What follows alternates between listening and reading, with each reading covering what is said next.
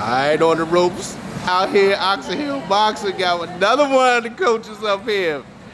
Man, and the mother to my dog, Makai. Yeah, man. What's good? Ain't that what's up, dog?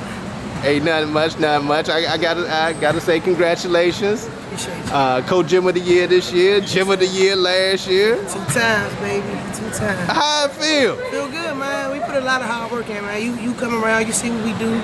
Put a lot of hard work in, man. The kids deserve it, man. Now, I gotta ask, man. You know, a lot of people say it's a male-dominated sport, but you a female in there coaching them, man. I'm here to show getting them work ready for them, man. For sure. You know, and like I say, the world is ran by men, but you know, we us females are showing them different. You know, I learned from them the best. You know, Daryl, one of the best coaches out here. I took my time. You know, I came along. I took my time to study the game, learn the game. You know, and now I'm here to stay.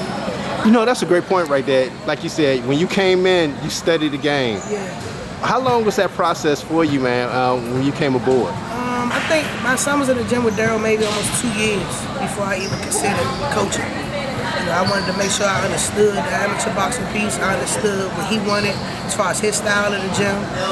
Understood how to deal with it, because every kid is different. So you got to understand how to deal with kids, how to deal with all the parents, different personalities, and just understand amateur boxing is totally different than the program. You know? So, you know, growing up, I would always watch the pro game. My dad was involved with a lot of pro boxing, so you know, it was totally different coming into the amateur. When did you decide to go ahead and get your coaching card? Actually, Daryl, you know, he had a long talk, and he's like, you know, he wanted me to come help him. You know, I've been here since day one. We had nothing. You know, we ain't had no ring. We had 2, 3 punching bags, a pair of hand pads. You know, so Daryl, you know, we had to talk. He like, man, I want you to come on. So probably was like a year in, probably 2000. We'll be at 22. I want to say like 18, 17, 18. I can't remember. No, that's a great point. What you said, you know, with at the gym out there in Oxon Hill with the small ring. I call that the doghouse, man, because it ain't no running. You in there. You better put that work in. Gotta put that work in. Yeah. Well, know where to run in that, know where to run, know where to hide in that ring. You know, a lot of people came down just for that ring, just to spar in that ring. Like we came from nothing. It was some legendary sparring going on up in there, man. Yeah, we got people come down like, man, what happened to the little ring, you know? So we try to consider, you know, possibly, hopefully one day we'll be blessed to have enough space to put it back in, you know? Yeah, I was gonna ask you. You think you ever bring back that small ring? We still got it, you know. It's just put up, but yeah, we're gonna be trying to figure out how to put it back. You know? We need that. We need that box. Now I gotta ask you, Coach. Your first nationals when you were in the corner, man. What was that experience like for you? I mean, I was nervous, you know, as anybody. First time inside the actual ring by myself, having to get that direction and trying to come out on top. You know, it was a great experience though. Like I kind of think after that, it just took off from there because I wanted more. I wanted more. You know, especially getting the win or getting that championship. It was a great experience. It was great. Man, what's your thoughts on young Jamal? I've been asking all the coaches' thoughts on. Different, just a dog. Like everything he do is 100%. Like I said, a lot of kids, you never see Jamal come in here, even if it's a bad day, he giving you 100%. Like it's never 80, it's never 75, it's always 100% with him. Like you don't have to tell Maul to work. Maul get up on his own, run, eat right, you know, work hard, spar whoever, fight whoever. And then the great thing I love about Jamal, he humble and he come back and work with his little brothers and sisters.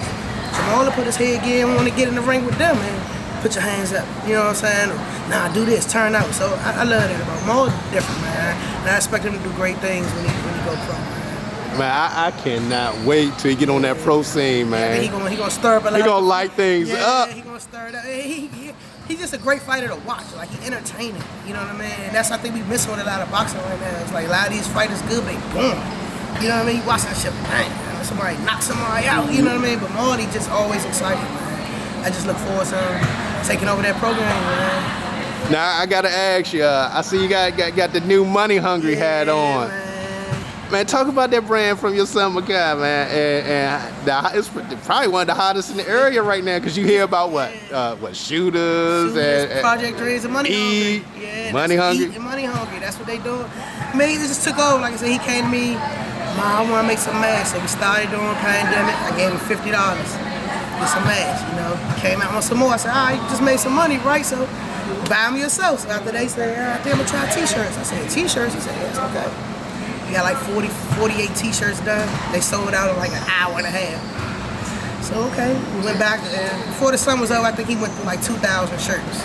Dang! You know what I mean? And sold every last one of them. And I was shocked, I was surprised. So we kind of, a lot of the local rappers was reaching out. We got like Big Flog, No Savage, rest in peace, but Lil Neff, a lot of those rappers was reaching out, wanting the product. So once, you know, they put it on, went down Atlanta, and it just took off from there. And, I mean, we sell out. He had jackets, some varsity jackets that came out. I think he sold 75 jackets in an hour. You know, I gotta talk to him about that, man. What's the ultimate goal for him with the brand? Cause it's getting bigger and bigger, man. It was just honestly to have fun, and now it's like we can't even keep up with the demand because it took off so unexpectedly. But man, ultimately, I just want him to grow as an entrepreneur and just know that he don't have to work for nobody. He can work for himself. You know what I mean? Like, there's always money, good money to be made out here. You don't have to do anything the wrong way. So that's ultimately the goal, just teaching him about responsibility and how to make his own money. And if he continue to do it, I'm going to support him. If not, we're going to find something else. But I just want him to know that entrepreneurship is the goal. You know what I mean? Definitely. I want to get your thoughts on young Casey here.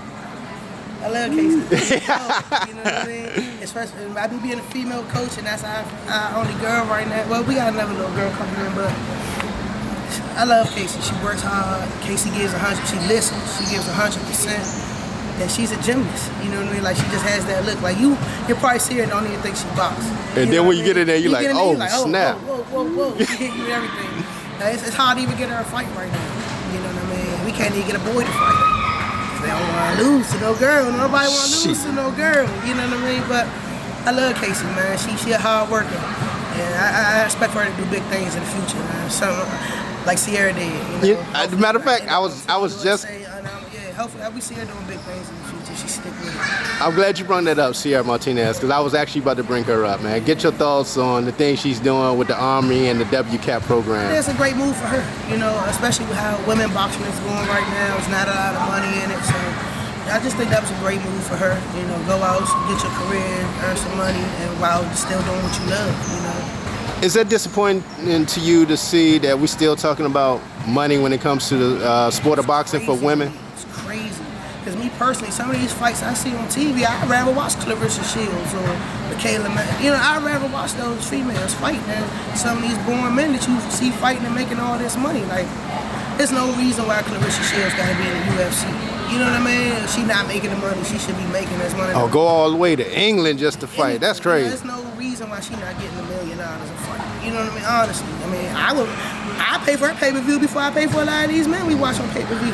Personally, so I just think it's crazy in 2022 that we still having that talk about women and money and boxing. Because clearly you see, I mean, boxing, you've been on this a while. Women taking over this boxing. Like, it's a lot of good women that can fight.